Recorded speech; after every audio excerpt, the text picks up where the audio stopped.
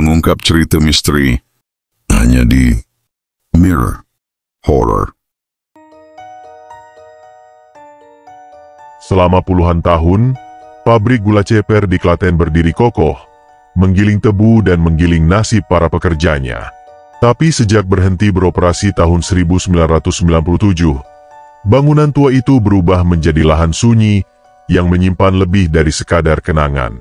Di balik tembok bata dan mesin berkarat, tersembunyi kisah kelam yang nyaris terlupakan. Malam ini, kita akan menyelami misteri yang terkubur dan mendengar kembali suara mesin yang seharusnya sudah lama berhenti berputar. Namanya Pak Rasiman. Usianya kini sudah lebih dari 70 tahun. Rambutnya telah memutih, namun sorot matanya masih menyimpan bayang-bayang masa lalu. Ia adalah salah satu mantan mandor mesin di pabrik gula ceper, Klaten, yang berhenti beroperasi tahun 1997. Pak Rasiman tinggal tidak jauh dari bangunan pabrik tua yang kini sepi dan ditumbuhi semak belukar. Warga sekitar menyebut tempat itu pabrik mati, bukan hanya karena tak berfungsi lagi, tapi karena mereka percaya tempat itu menyimpan sesuatu yang tak kasat mata. Pada suatu malam, di warung kopi pinggir jalan, Pak Rasiman duduk bersama beberapa pemuda desa.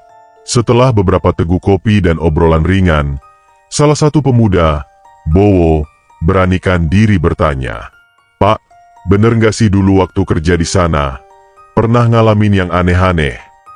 Pak Rasiman terdiam sejenak. Matanya menerawang, menatap ke arah bayang pabrik yang samar dari kejauhan. "Kalian yakin mau dengar?" tanyanya lirih. Pemuda-pemuda itu mengangguk. "Kalau gitu, tak ceritakan kejadian malam Jumat Kliwon, 2 bulan sebelum pabrik itu resmi berhenti." Malam itu, kata Pak Rasiman, ia mendapat giliran jaga malam bersama 2 rekannya, Pak Gondo dan Mas Tarman. Tugas mereka adalah memastikan mesin penggiling dan pemanas tetap aman, walaupun saat itu musim giling sudah hampir selesai. Sekitar pukul 1:30 malam, terdengar suara gilingan mesin berputar sendiri. Padahal, semua mesin sudah dimatikan sejak sore. Pak Rasiman dan rekan-rekannya buru-buru masuk ke ruang utama mesin. Dan benar saja roda besi besar itu berputar sendiri, padahal tak tersambung aliran listrik. Mas Tarman, yang waktu itu masih muda dan nekat, mencoba mendekati mesin. Tapi sebelum sempat bicara, tiba-tiba ia menjerit keras dan jatuh ke lantai. Tubuhnya kejang, dan mulutnya terus-menerus menggumam, "Jangan ganggu, jangan ganggu. Dia masih bekerja." Pak Gondo panik. Mereka menggotong Mas Tarman keluar gedung dan membawanya ke musola kecil di area pabrik. Di sanalah kejadian aneh lainnya terjadi. Di musola kecil yang berdiri di ujung kompleks pabrik, Pak Rasiman dan Pak Gondo meletakkan tubuh Mas Tarman yang masih menggigil hebat. Nafasnya tersengal, matanya terpejam, tapi mulutnya terus berkomat-kamit. Saat Pak Rasiman membaca ayat kursi di dekat telinganya, tiba-tiba lampu musola mati. Gelap. Dan dalam kegelapan itu, terdengar suara langkah kaki, bukan satu, tapi banyak. Langkah-langkah berat seperti sepatu bot kerja para buruh pabrik, berdetak perlahan, namun pasti, mendekat ke arah musola.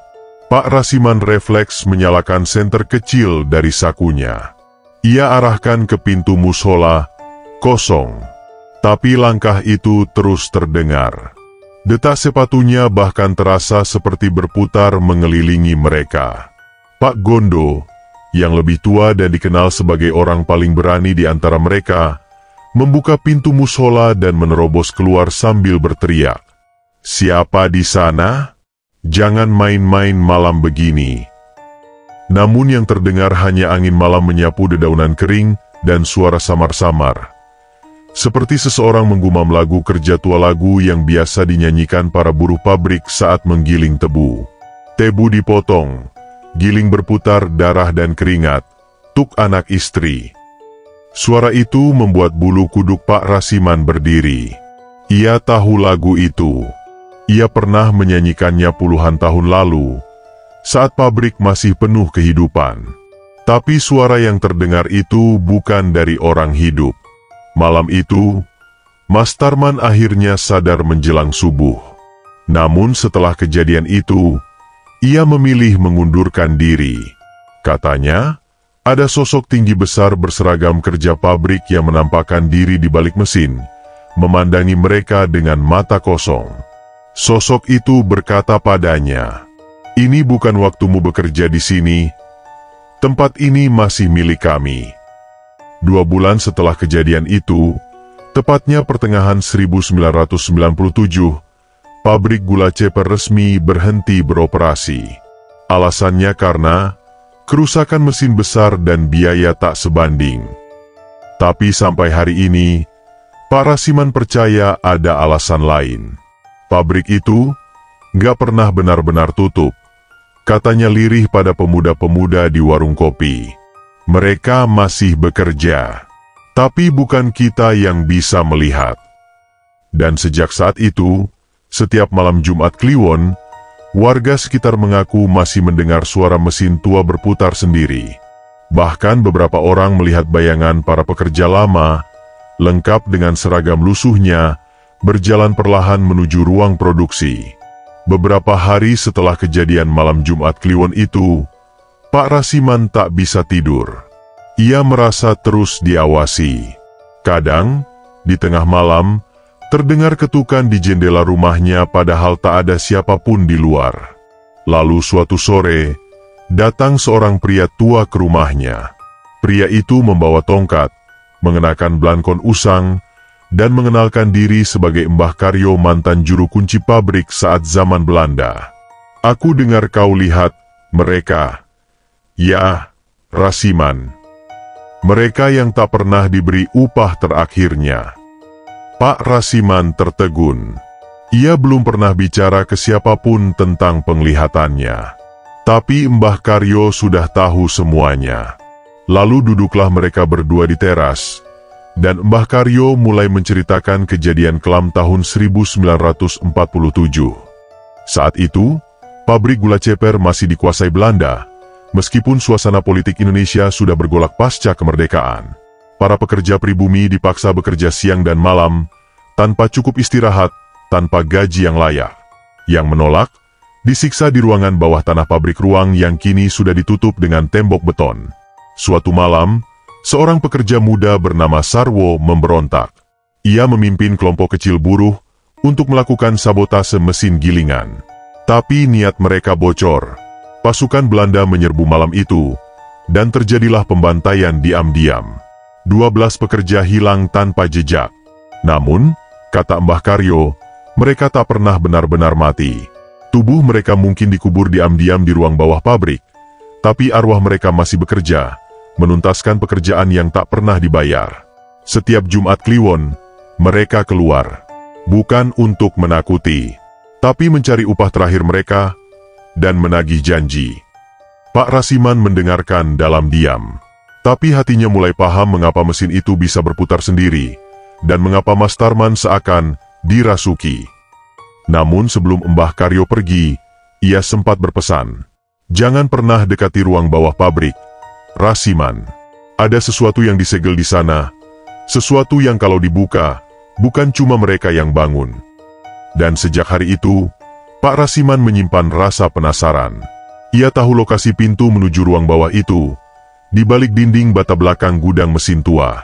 Ia tahu bahwa beberapa tahun terakhir, banyak anak muda yang mencoba menjelajah pabrik tua itu malam-malam, dan beberapa tak pernah sama lagi setelahnya. Malam itu, 5 pemuda dari desa Bowo, Rio, Adhit, Jaka, dan Wahyu berkumpul di pos ronda. Bowo membawa kabar soal cerita dari Pak Rasiman dan Mbah Karyo. Mereka semua penasaran, terutama tentang ruang bawah tanah pabrik tua yang katanya menjadi tempat terkuburnya para pekerja korban pembantaian 1947. "Kalau emang ada, kita harus lihat sendiri," kata Jaka, si paling nekat. "Siapa tahu bisa viral kalau direkam." Akhirnya, diputuskan malam Sabtu Pon, mereka masuk ke kompleks pabrik tua dengan peralatan seadanya, senter, kamera ponsel, dan linggis kecil. Sekitar pukul 11 malam, mereka mulai menyusuri lorong-lorong pabrik. Dindingnya sudah lumutan, jendela-jendela pecah, dan udara di dalamnya lembab dan berat. Tapi yang paling membuat bulu kuduk mereka meremang adalah pabrik itu tidak benar-benar sunyi. Beberapa kali terdengar suara samar seperti roda berputar atau teriakan kerja. Cepat, gilas lagi, angkat karungnya. Padahal tak ada siapa-siapa di sana. Setelah menyisir area belakang ruang mesin tua, mereka menemukan sebuah dinding yang agak menonjol dari struktur lainnya. Rio memukulnya dengan gagang linggis, suaranya kopong. Dinding itu tidak utuh. Ada sesuatu di baliknya. Tanpa pikir panjang, Jaka mulai membongkar bata demi bata. Butuh hampir 1 jam sampai mereka menemukan sebuah pintu besi tua berkarat dengan tulisan samar dalam huruf Jawa kuno. Ojo embuka, durung wektune. Jangan dibuka, belum waktunya. Mereka saling pandang, tapi rasa penasaran lebih kuat dari rasa takut. Pintu itu akhirnya dibuka, dan begitu udara dari dalam keluar, tercium bau yang luar biasa busuk dan amis. Seperti bangkai yang terkubur ratusan tahun. Senter mereka menyorot ruangan sempit berundak ke bawah. Dindingnya penuh bercak merah tua darah yang mengering. Di dasar ruang itu, ada kursi besi dengan rantai, dan karung-karung tua berserakan. Adhit membuka salah satu karung, dan saat senter diarahkan, tengkorak manusia, lengkap dengan bekas peluru di tulang kepalanya. Tiba-tiba, kamera ponsel Rio mati total. Senter mulai redup, dan dari balik kegelapan ruangan, terdengar suara berat, serak, seperti berasal dari tenggorokan rusak. Wektune durung rampung, tapi kowe wis embuka lawangku. Lalu, sesuatu muncul di balik bayang tinggi, berwajah terbakar, memakai seragam buruh penuh darah. Tangannya menggenggam rantai, dan matanya kosong. Bukan 1, tapi 12 sosok mulai muncul dari sudut-sudut ruang bawah tanah. Pemuda-pemuda itu lari terbirit-birit, tapi tidak semuanya berhasil keluar. Hanya 3 orang yang ditemukan esok harinya, tak sadarkan diri di dekat pagar pabrik. 1 orang hilang. Dan yang 1 lagi Jaka ditemukan duduk diam di tengah musola pabrik, tertawa sendiri, matanya tak pernah berkedip, mulutnya terus menggumam. Gilingan masih hidup, mereka nggak mau pergi, mereka masih bekerja, dan sekarang, aku ikut mereka. Pagi harinya, kabar tentang hilangnya pemuda desa dan kondisi Jaka yang hilang jiwa menyebar cepat. Warga geger. Banyak yang menyalahkan mereka karena masuk ke tempat terlarang dan membuka ruang bawah tanah yang telah disegel puluhan tahun. Pak Rasiman yang mendengar kejadian itu hanya bisa terdiam lama. Ia merasa bersalah karena tak memperingatkan mereka dengan cukup keras. Tapi jauh di dalam hati, ia tahu pabrik itu sudah terbangun kembali. Bukan oleh tangan manusia, tapi oleh jiwa-jiwa yang tak pernah beristirahat. Malam harinya, Pak Rasiman duduk seorang diri di beranda. Angin bertiup kencang. Ia mendengar suara dari arah pabrik. Suara itu jelas bukan suara mesin, melainkan panggilan. Siman, kowe ngerti carane nutup maneh. Reneo Saiki. Siman, kau tahu cara menutup kembali, kesini, sekarang. Malam itu, Pak Rasiman mengenakan kembali seragam tuanya. Topi lusuh yang biasa ia pakai tahun 70-an, masih tergantung di dinding. Ia melangkah ke arah pabrik tanpa pamit. Ia tahu ini akan menjadi malam terakhirnya. Sesampainya di pabrik, semua terasa berbeda. Lorong-lorong gelap kini penuh bayangan samar para buruh. Ada yang mengangkat karung, ada yang mendorong troli, semua berjalan lambat dalam keheningan, seolah dalam dunia lain. Tapi ketika mereka melihat Pak Rasiman, mereka berhenti, menatap, menunduk. Lalu sosok tinggi besar itu, pemimpin para arwah, muncul di depan ruang bawah tanah. Ia membawa rantai tua yang berkarat, melilitkannya ke tangannya. Kowe siji-sijine sing ngerti janji awak edewe. Kau satu-satunya yang tahu janji kita. Pak Rasiman mengangguk. Di tangannya, ia membawa sebuah benda kecil, lembaran daftar gaji buruh pabrik terakhir tahun 1947, yang pernah ia temukan di arsip tua sebelum pabrik tutup. Ia pernah berniat membakarnya, tapi selalu gagal.